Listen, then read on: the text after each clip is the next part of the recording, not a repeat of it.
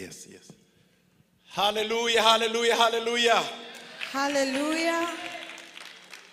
Reka twongere Imana amashyi menshi cyane. Another round of applause to God.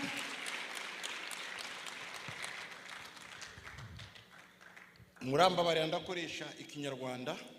Please bear with me, I will speak in Nation-Rwanda. Nazanye umfasha gusemura icyongereza kugira ngo abatumva ikinyarwanda abashe kudufasha. Ntabwo meze nka ministre Olivier uvuga indimi zose ngenda z'ikinyarwanda gusa. I brought my interpreter who's going to help me as for those who don't speak Nation-Rwanda. I'm not like the minister who speaks multiple languages. Minister, we are proud of you. Uvuga icyongereza ukavuga igifaransa. Uduteye ishema minister, you speak French, you speak English, you speak Nyan-Rwanda and more. Ndagira ngo mbere tubanze dushimire Imana dusenge hanyuma ngiye kwinjira mu mwanya. Would like to thank God before I enter into the word of the day. Mana ndagushima kugira neza. God, I thank you for your goodness. Ndagushima ko udukinguriye uyu munsi kandi kongera kubona tukaba turi bazima. I thank you for you have made this day and we are all well alive. Nyuma y'imyaka 31 igihugu cy'u Rwanda kibohoye. After 31 years of the independence of Rwanda, uracyari kumwe natwe. You are still with us. Uracyaduhaye ubuzima n'umwuka wo guhumeka. We are still well alive. Turabigushimiye cyane. We thank you so much. Turagushimiye ku bintu bikomeye wakoze. We thank you for great things you have done.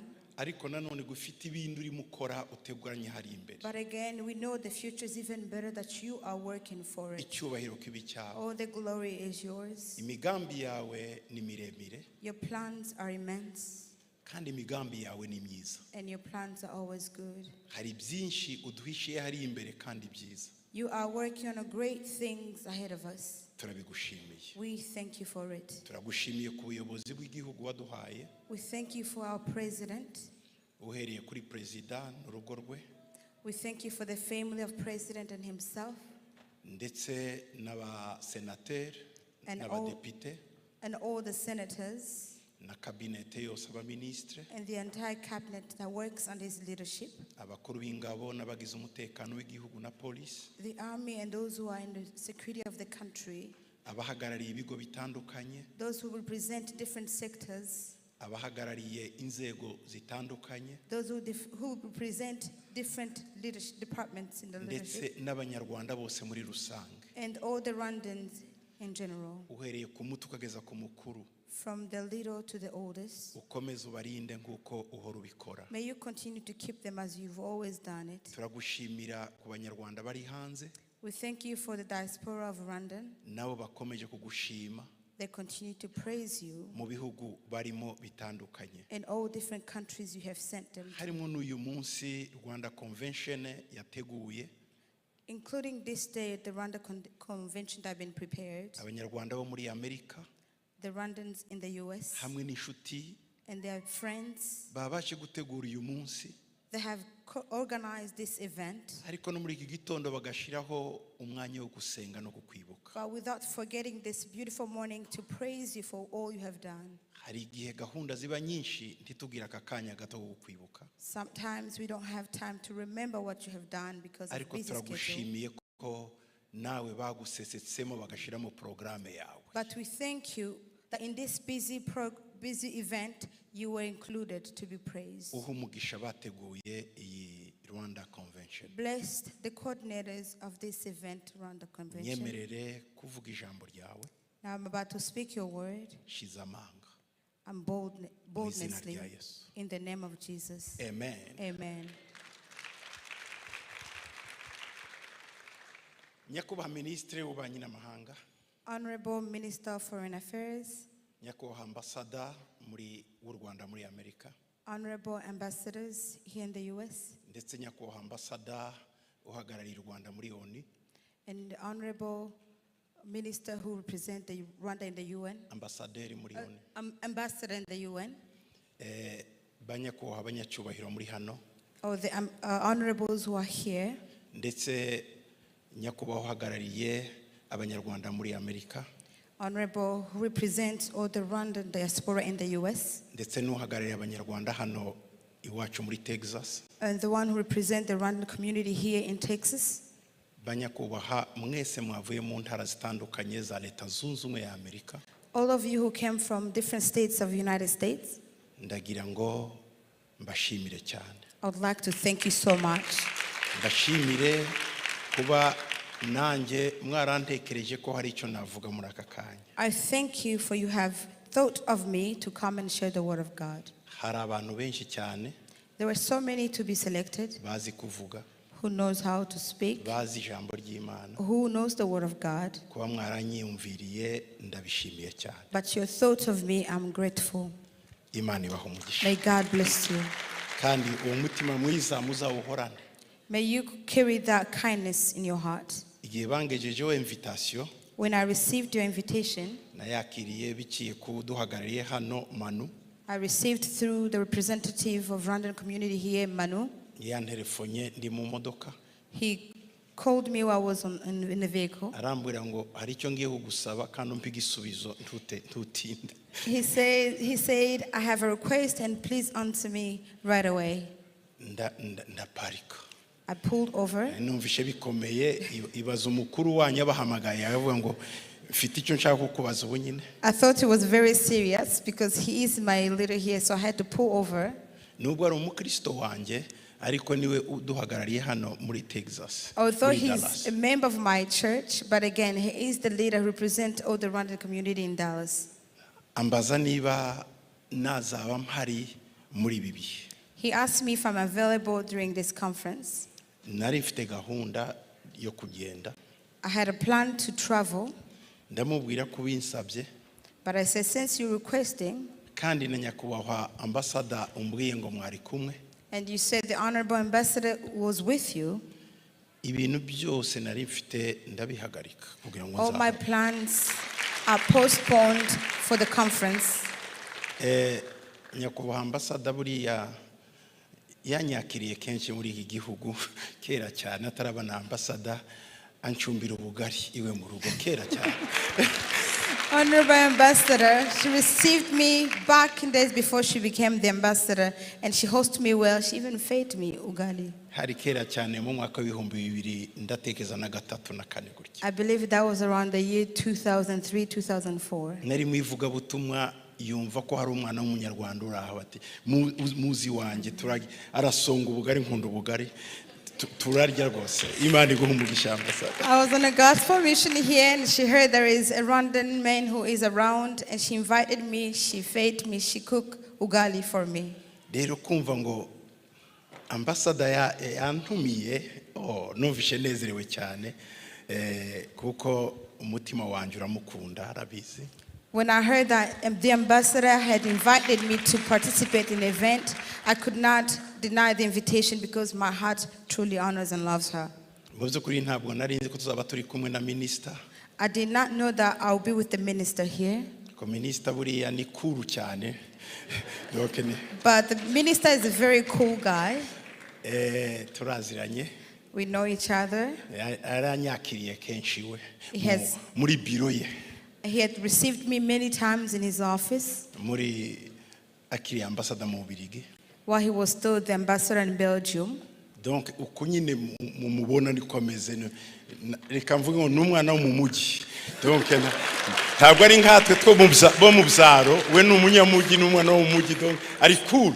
As you see him, so he is. He's a cool guy. A boy of the city. Nawe rwose ni civilized. Anyway, he is civilized than me. Ambassador is civilized than me. I was born in a remote area, so ambassador ntabwo tumeze kimwe. We are not the same. My background is different from him because I was born and raised in the village, not like him. Nishimye cyane kubona turi kumwe na ambassador Martin Ngoga. Je le respecte beaucoup. Ndabubaha cyane Martin rwose. Imana ibahe umugisha. I'm very honored to be with Ambassador Ngoga. It's a very honor to see you here today. May God bless you. Rwose nishimye cyane ko muri hariya New York, ubwo nituza hariya tuzabasura muri ambassade. I was blessed to hear that you are now here in the US. When we get time, we'll come to visit. Turashimira Imana rero mwese muri hano, mu byukuri ndabona imitima ikingutse, nimbura icyo mbaha ndatahira hehe ko nagize complexe, ndabona muntegereje ko ngira icyo mvuga. Rero Imana ifashe ngira icyo mvuga kuko ndabona mutegereje kumva ikimva mu Mana umbe imbaraga. Amen. I see everyone's face. You are lighting up and you are expectant. I don't know if I have enough to give you, but I know the Lord is going to provide. Amen. Amen. Muri make bansabye kuganira ku ruhare rwo kwizera mu kubaka igihugu. The theme they've told me to share is the role of faith in the rebuilding of a nation. Sinzi niba baduteguriye hari inyandiko twari twabahaye ngo badushirireho, kandi niba ntazo ni okay. The PowerPoint, do you have them? Niba muzifite savara, kandi niba ntazo na problem. Ndagira bari bazohereje. Barazifite? Oh, okay. Mwazibahaye? Yes. Okay. Uruhare rwo kwizera mu kubaka igihugu. The role of faith in the rebuilding of a nation. Aha muri Rwanda Convention Prayer muri 2025 hano iwacu Dallas. Dufite umujyi mwiza, by the way. Hano ndagira ngo mwabonye tugira imihanda igerekeranyije, ababubatse igihugu cyabo neza cyane. As you can see, those who have come here to the convention, we have a beautiful city with beautiful roads. So they really pay attention to building their city. Ku busanzwe igihugu cya Leta Zunze Ubumwe za Amerika ni igihugu kinini cyane. The United States of America is a large country. N'ibintu byabo ni binini. And their things are large. Ndahakunda kuruta Iburaya. Ujya kunywa ikintu Iburaya bakagwa mu kantu kangana gutya, ariko hano twe ni ibitase binini. I love US better than the Europe. Even the serving quantity is larger. If you request for a teacup, it's a large cup. Kandi gitangaje, iyo ugiye muri restaurant Iburaya baguha kakoka kangana urwara, amafaranga ngana na kokinga niki hano muri Amerika. When you go to a restaurant in Europe and you request for a Coca, they are going to give you a small ounce bottle compared to the US bottle, but equal in pricing. Udufiriti tungana gutya, naho hano ni ikisahani kinini. Their French fries are smaller compared to the US. Ikindi nkundira Amerika burya minister ni ibitanda binini, nkunda kuryama cyane. Ibitanda uterera ukuguru hari ukundi hariya, naho mu Buraya amaguru yanjye ararereta, ngira ikibazo cyane cyo mu Buraya. But also what I like about the US, even their beds are larger than the Europeans. When I travel to Europe, my legs hang over on the other side of the bed. Where in the US, I'm fit on the bed. En fait, stress ngiriyo ngiye Buraya nibaza uko nzaryama. Ni stress ngiriyo ngiye guhaguruka. I get very stressed when I think about my trip to Europe because of I am very concerned about the bed size. Noneho abantu bo muri Nord hariya muri za Scandinavia bo ni ibindi. But when you get to the Scandinavian countries, bo bagira gatanda bakagasasa barangiza bagafata udushuka tubiri bakadusasa mu gutya. Kamwe wagafata nikakuzuri wafata kandi ngerageza kuduhuza bikangora n'amaguru anegeka na nayingiye vuga ngo nanga Scandi ndayikunda, by the way, ariko ngira ikibazo cy'amaguru. When I travel there, their beds are even much smaller, so I don't still fit in their beds. But that doesn't mean that I don't like their countries. Hano rero muri Amerika ibintu byose ni binini cyane, ibigitanda ni kinini, amapiro ni manini atandatu agerekanyije, imuga kubita ku birenge yindi hari. Donc voilà, iki ni igihugu rwose ni kinini cyane. But I've seen the US is a beautiful country with everything. It's big enough, starting with beds, with food and everything else. Ariko mu kubaka igihugu habaye kombinezo y'ibintu byinshi kugira ngo igihugu gikomere cyane gire kure abantu bahuje imbaraga batandukanye. But in the building of their nation, so many things were brought together. Their forces were brought together. Their powers were brought together. Abapolitisiye barahagurutse. Their politicians rised. Abanyabwenge barahaguruka. The intellectuals, researchers rose. Ndetse n'abemera Imana nabo barahaguruka. And those who are faith-based, they rose. Igihe barimo bandika constitution y'iki gihugu, when they were writing the constitution of the US, harimo n'abapasteri, even pastors were included. Harimo n'abapolitisiye n'abacuruza abantu batandukanye. All those who work in different spheres, the politicians, businesses, they were included. Kugeza n'uyu munsi, even to today, ibintu byinshi cyane niko bigenda. Narimo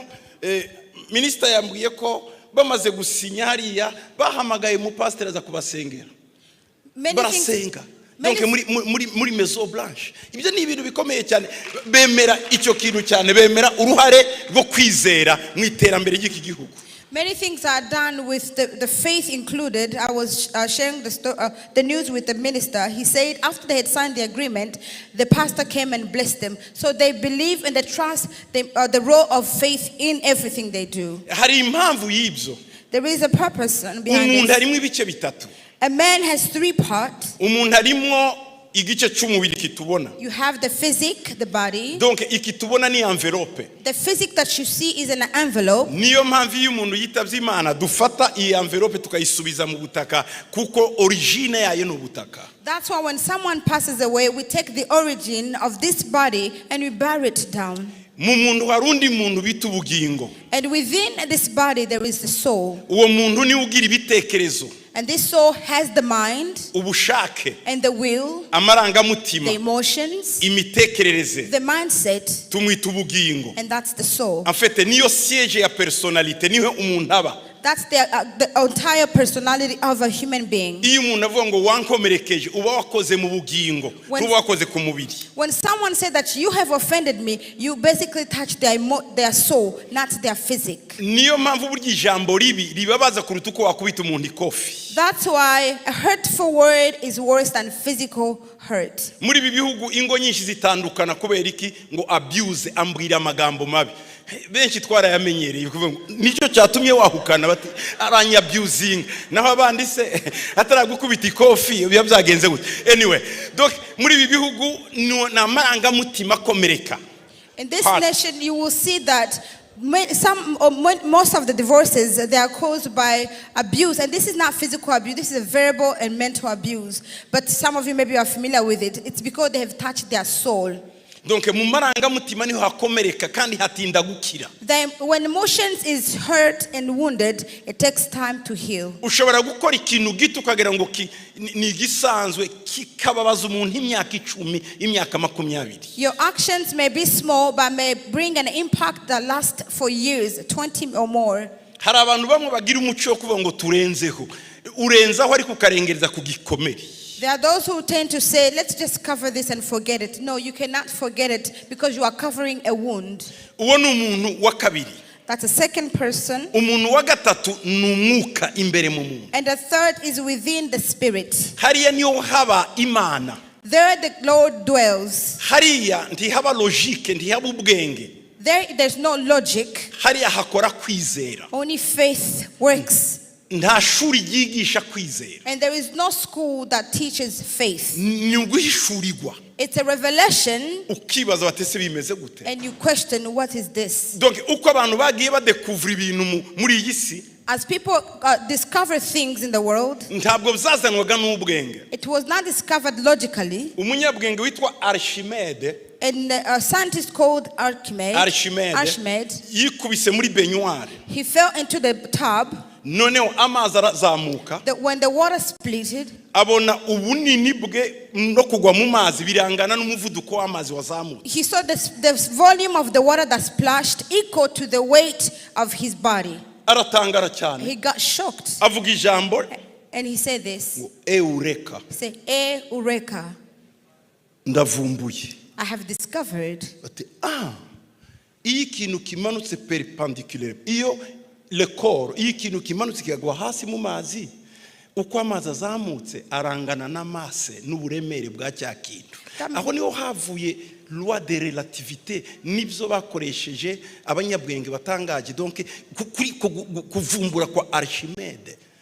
And he said, so as the volume of the water that splashed equal to the mass of his body. And there, this man, he said, this is where he brought the law of relativity law. Bivuze ngo, meaning this, yaravumbuye.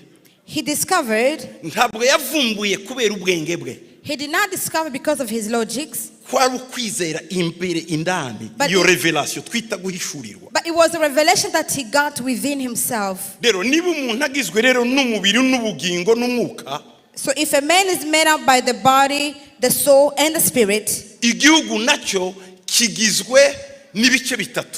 So a nation also has these three parts. Igihugu kigizwe n'ibice bitatu. The nation has these three parts. Igihugu gifite umubiri. The nation has the physic. Igihugu kigira ubugingo. A nation has the soul. Igihugu kigira umwuka. And a nation has a spirit. Byenda umubiri w'igihugu niki? What is the physical body of a nation? Imiterere y'ishanga. What is the physical geography of a nation? Donc nibyo twita ubutaka. Hari science yiga ubutaka bita pedology. There is a pedology, which is a study of the soul. Donc buriya butaka tubona, the soil that you see, uriya ni umubiri w'igihugu. That is the body of a nation. Hari inzuza amazi, hari science bita hydrology. There is hydrology, which is the study of the water. Donc biga kubijyanye n'amazi. They will study the water. Ndetse hari abiga imiterere structure y'ubutaka, geomorphology. There is also geomorphology, which is the study of earth form and structure. Donc uko relief ifite imisozi ifite amataba, donc forme na structure y'igihugu, iyo ni physique. So they will study the earth forms and the structure, and that is the physical body of a nation. Ariko rero na climatology, uko ikirere kimeze. But there's also climatology, which is the study of climate. Biga kuri climate. They study the climate. Uko niko bimeze. That's what it is, part of the body. Umuyaga, the wind, ikirere, the weather, ibyo byose. all this. Hariho ndero na biogeography byo nibindi. There is also biogeography. Iyo ni etide yiga impamvu ibiti byabaye aha, amazi akabaha, abantu bagatura hariya. Donc why kuki ikintu cyatuye hariya? Iyo byose biri muri physique y'igihugu. It's a study of a geographical distributions, and this means they study the influences of animals and plants. Kuki hari inyamaswa ha, abantu batuye ha, ibyo byose. Why there's a plant, why people live here, or animals. Rero iyi si turayibungabunga mu buryo bwa geography, bwa physique. So we take care of this world or the nation physically. Niyo mpamvu haba za ministeri zishinzwe ubutaka, environnement. Donc nukugira ngo barebe physique, barebe imiterere y'igihugu. That's why we have all kind of ministries taking care of the land of the nation. Igihugu naco kigira ubugingo. The nation has soul. Igihugu kigira ubugingo gishobora gukomereka. A nation has a soul and can be wounded or hurt. Gishobora kwishima. Or it can rejoice. Ishanga riranezerwa rikishima. A nation rejoices. Ese ubugingo bw'igihugu ni iki? Now, what is the soul of the nation? Ni imitekerereze, ideology. This is ideology. Iyo ni philosophy. Also philosophy. Igihugu kigira ibyo kigenderaho. A nation has ideology. Ntabwo ari ukuvuga ngo ni imisozi, iyo ni physique yayo. Ariko igihugu kigira ibitekerezo kigenderaho. Iyo utagendeye kuri ibyo bitekerezo uba ufite ikibazo n'igihugu, kuko uragikomeretsa. Kigira ideology, philosophy. A nation has an ideology, and that's the belief system, that's the mindset. Not just when we talk over the land, it's over the nation. It's not the mountains and things that you see. When you speak ill of a nation, it's hurt. Kigira imyizerere. A nation has a belief system. Bakemera ko twemera ibi ntituzemera, kirazira ikindi kizira. Aho ni mu bugingo bw'igihugu. And they will tell you, this is what we do and this is how we do it. This is forbidden and this is not. That is the soul of a nation. Igihugu kigira imyumvire. A nation has a mindset. Mindset y'igihugu. A mindset of a nation. Uko ibitekerezo babipanze. How their thoughts and minds are aligned. Ibyo bigaragara muri education, uko bigisha abantu. And we can see this through education. Indangagaciro. The values. Ibyo twemera. What we believe in. Uko tugomba kwigira. How we are to be uko conduct. tugomba kubaho. How we must live. Igihugu kigira politique. A nation now has a politic. Donc ibyo kigenderaho. Their policies. Ni gute tugomba kubana n'amahanga. How can we have, they have foreign affairs policies. Niyo mpamvu tugira ba ministre w'abanyi n'amahanga, ibyo bireba umutima, bireba ubugingo bw'igihugu. And that's why we have foreign affairs ministers, because they're taking care of the soul of the nation. Igihugu nanone kigira imiyoborere y'imbere, internal affairs. And the nation has internal affairs. Abaturage uko bagomba kubaho. How its people live. Icyo gima mudiringa n'ubugingo bw'igihugu. That you are dealing with the soul of your nation. Aho niho bavuga ngo urimo urakora kuri security y'igihugu, ntabwo ari ibiti bavuga, ntabwo ari imisozi, n'abantu. Donc hariya ni muri solo, ni mu bugingo. When they said this is regard to the security of a nation, it's not the physic. This is the soul of the nation. Donc politique ni dushiriraho uburyo politique y'ibintu bigomba gukorwa. So politique is a mountain that establishes how things are to be done. Ubucuruzi bukorwa gute? How business is done. Uburezi bukorwa gute? How education is done. Ndetse na santé imerite. And also their health system. Ibyo byose bireba ubugingo bw'igihugu. This is regard to the soul of a nation. Hakagerekwaho n'umuco. Now a culture comes. Imuco wacu utandukanye n'uwabandi byenda. How the difference between our culture and someone's is. Urugero umuco w'abanyarwanda mu kiriyo ntibarya ariko mu muco w'abanyekongo iyo utatetse bavuga ko matanga oyo ereisirete. Iki kiriyo nticyaciyemo. For example, in the culture of Rwandans, we do not eat at the funeral, but when you go to Congo, you must cook. If there's no food available for the funeral, that means the funeral was not successful. Mu mico y'abanyarwanda iyo umuntu yapfuye turaza tukareba tugaceceka. Mu banyekongo atangira kuvuza induru ataramenya wapfuye. Donc iyo ni imico itandukanye. Kandi iyo atarize baravuga ngo niwe wamuroze. Yoza ndoki. Okay. In the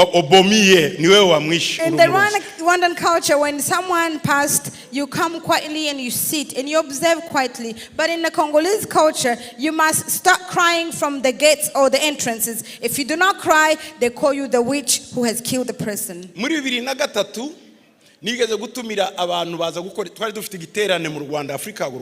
2003, we had a conference of Africa Haguruka.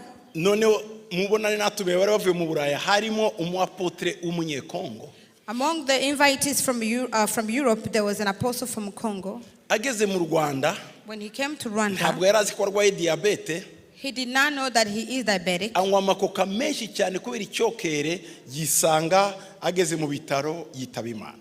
So he drank a lot of Coke because of the heat. Then he realized he did not know he was sick. Eventually he passed because of the high. And that time it wasn't well. Rwanda and Congo.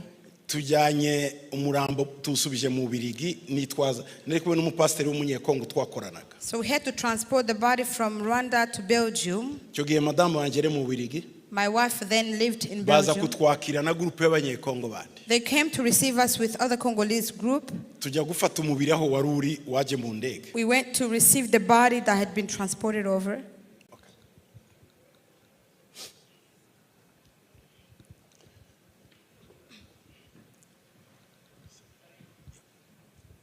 Sorry for the interruption. I'm going to ask everyone that is standing to please exit. The police is here in the building. The capacity is maximized. We need to step out to get more instructions. If you are standing, please step out now, please. Thank you. Sorry for the interruption.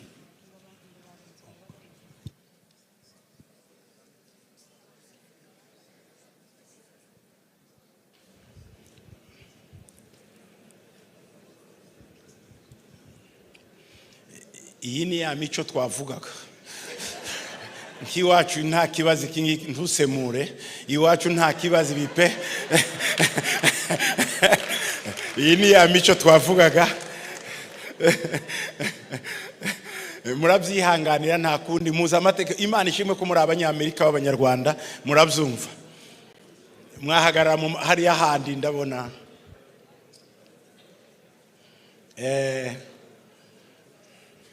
Okay. Umwanya nakomeza cyangwa dute okay. Murakoze kubaha mukomeze mwigireyo gatoya.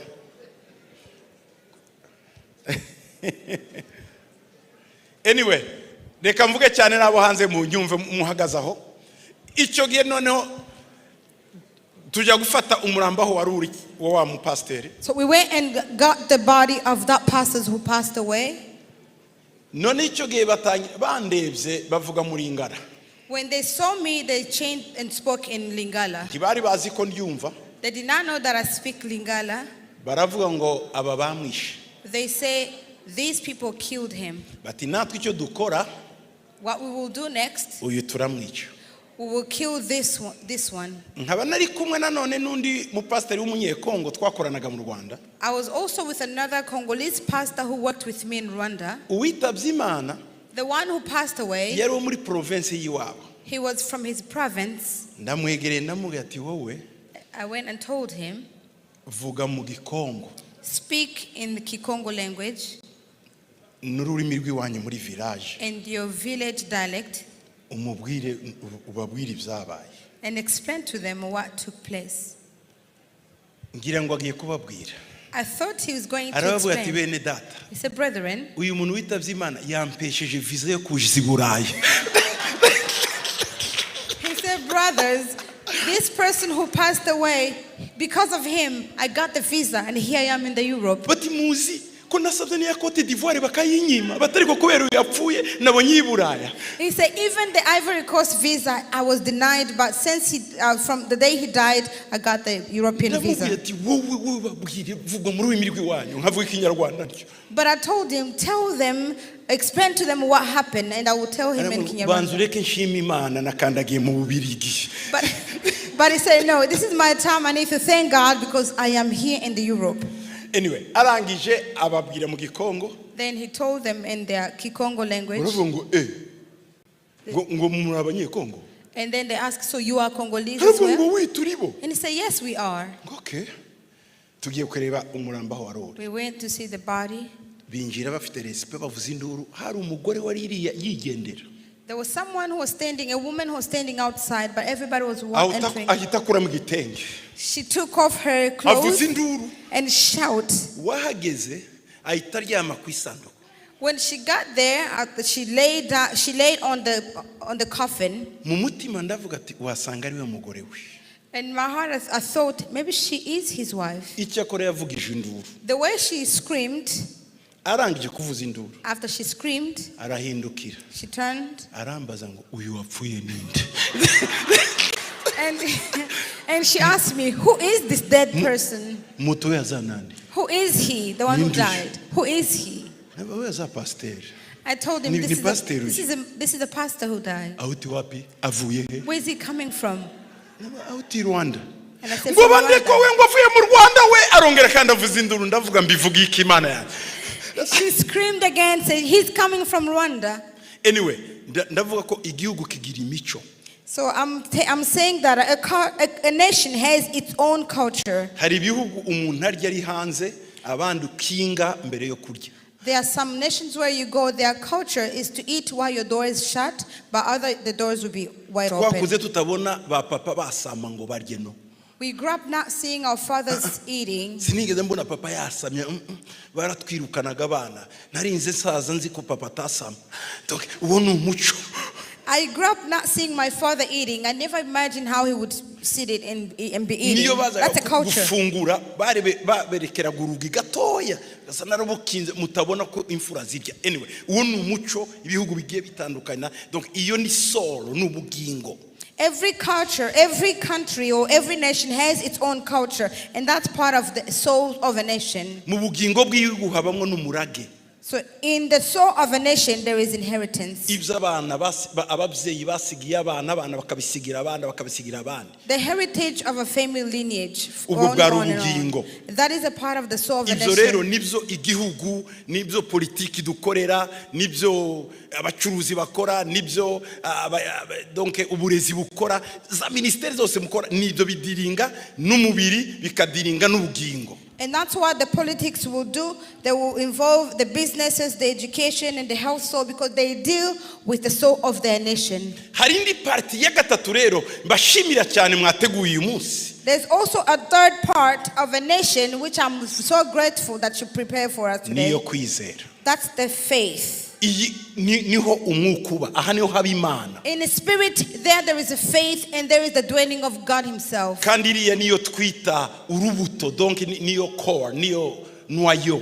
That is the core of a being. Avoka igira imibiri itatu. An avocado has three parts. Igishishwa cy'inyuma. It has outer layer. Uriya mubiri w'inyama. And that's the green outer layer or the middle layer, and there's a seed. Uru rubuto rero. The seed. Niwo mwuka. That's the spirit. Avoka idafite urubuto. If an avocado has no seed, ntiyabaho. it cannot survive. Impamvu igiti gikomera kuruta umugano kigira umutima. Umugano ntugira umutima urasamye. The reason why a tree is stronger than a bamboo tree, it's because a tree has a heart. naho bambu But a ntigira bamboo is empty iyo bitereye inside. mu ziko byombi kimwe kiragurumira kigashya ariko ikindi kikagumishaho ikara ni umutima. If you cast both of these trees in the fire, one is quickly burnt and the other burns slowly because it has a heart uku inside. kwizera rero kubaka igihugu. So now faith that builds a nation, Kuriya kubaka igihugu now the faith that rebuilds a ni nation, imbere mu mutima, ni imbere that is the core, the aho niho Imana iba, inner of a being, that's where God niho dwells. kwizera kuba. That's the faith dwelling. Ibi ntawe ubyigisha undi, No one can teach you of ni faith. revelation y'Imana It's ugira, God's revelation that comes in our ni heart. uguhishurirwa duhabwa, God's revelation in our heart. kandi nta muntu utagira uku kwizera. And no one without faith. N'aba ate abavuga ngo ntibemera Imana bagira uku kwizera. Even the atheists, they have faith. N'abarya bavuga ngo ngiye iby'Imana simbyizi simbyemera barabigira nubwo batabivuga. And those who denied God, they have faith. Kuba udafite ikintu ntibivuze ko kitabaho. The fact that you don't have anything doesn't mean there is no existence of it.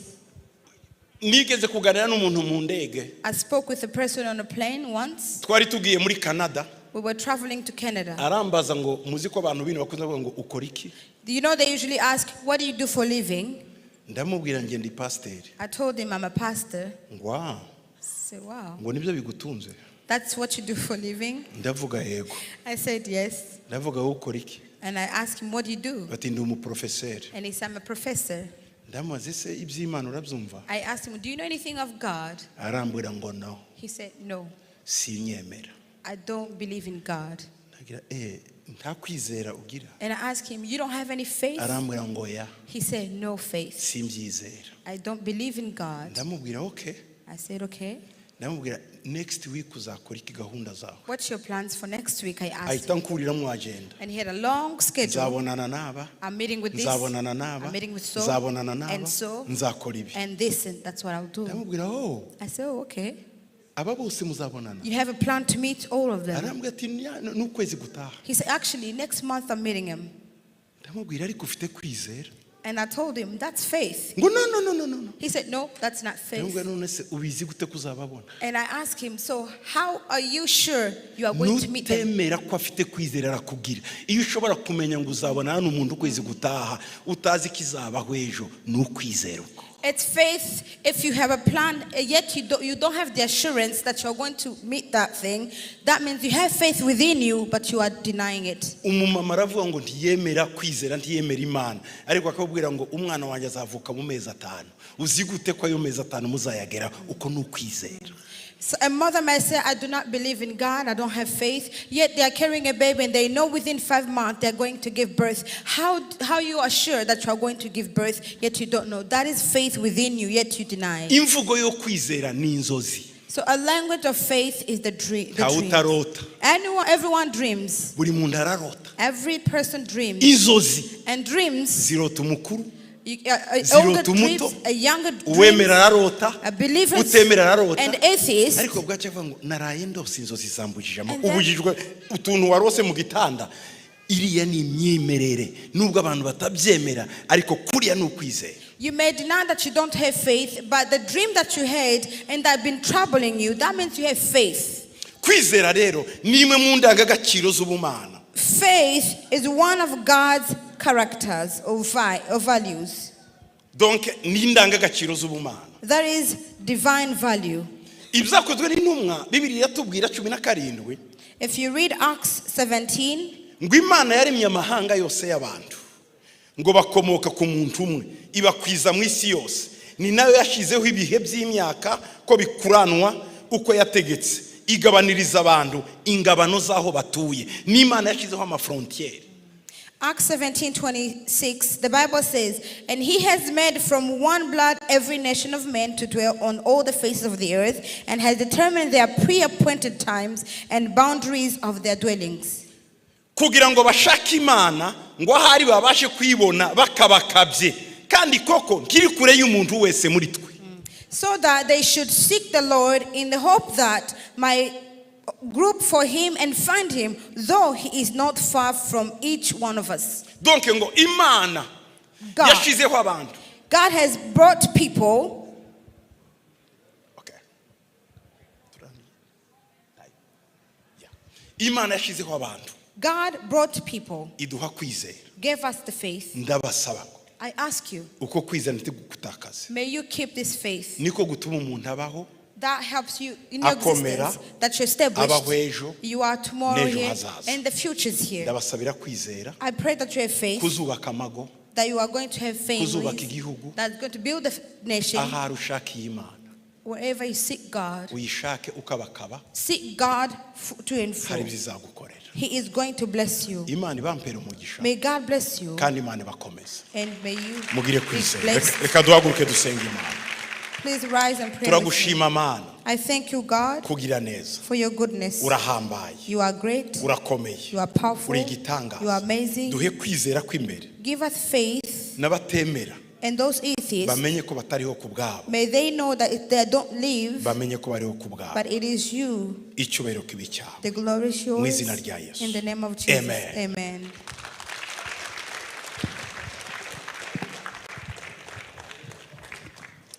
Murakoze cyane. Amashyi nanone kuri Apostle for the word. Without further ado, kubera umwanya reka tukomeze twakire Her Excellency Ambassador Matilda for a keynote kugira ngo dusoreze. You good? Please.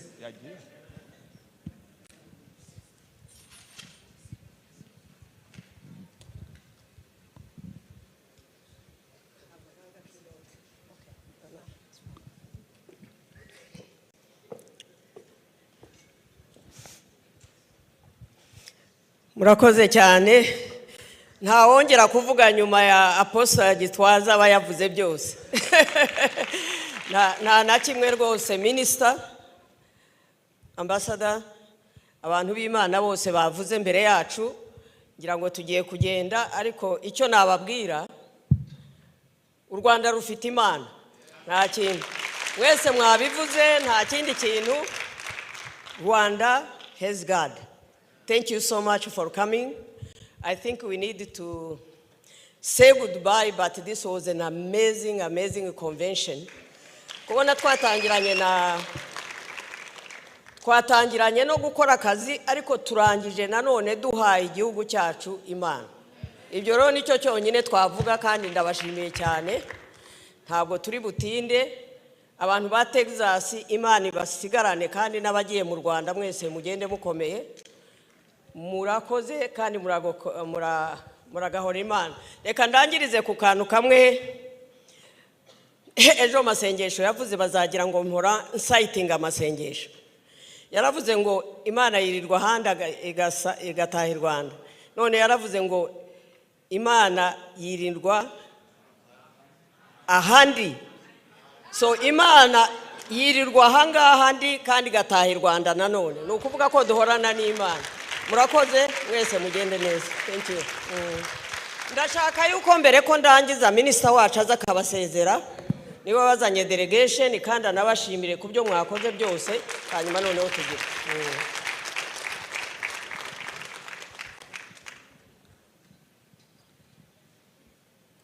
Thank you.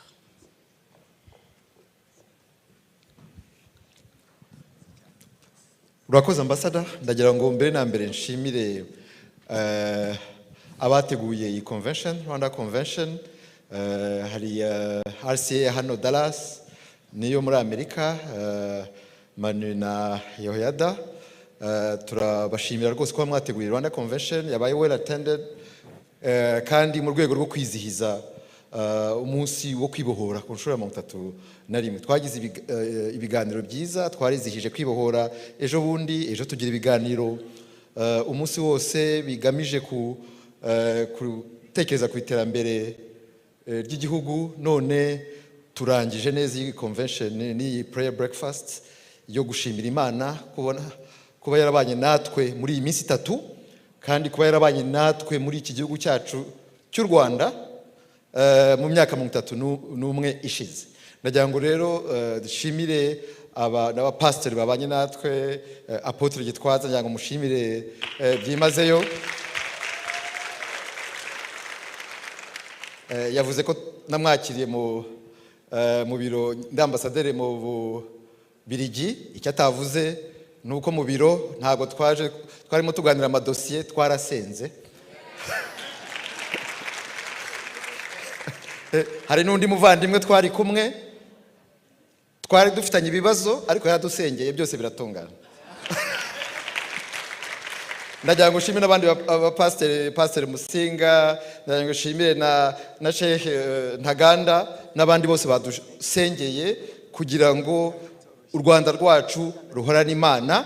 U Rwanda ni igihugu cyiza gifite ubugingo nk'uko apotre abivuze, twemera n'Imana kandi Imana izabana natwe aho turi hose, no mu zindi convention tuzagira no mu bindi bikorwa tuzagira mu bihe biri imbere, haba muri Amerika haba mu Rwanda n'ahandi. Ndagira ngo mbashimire mwese kuba mwitabiriye iyi convention, kuba mwitabiriye iyi prayer breakfast, kandi tukaba tuteganya no gukora n'ibindi bikorwa hano muri Amerika n'ahandi, tukaba twizera ko muzabana natwe muri ibyo bikorwa byose. Ndabashimiye.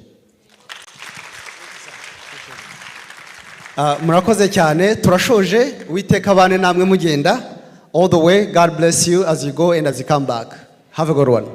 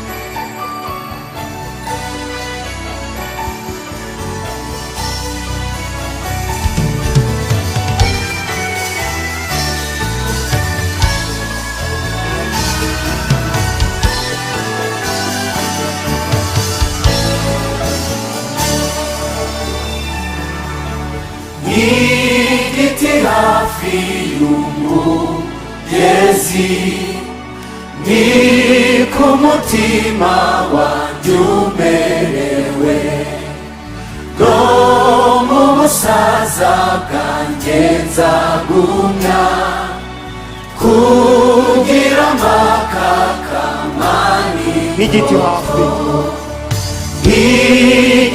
hafi y'umugezi.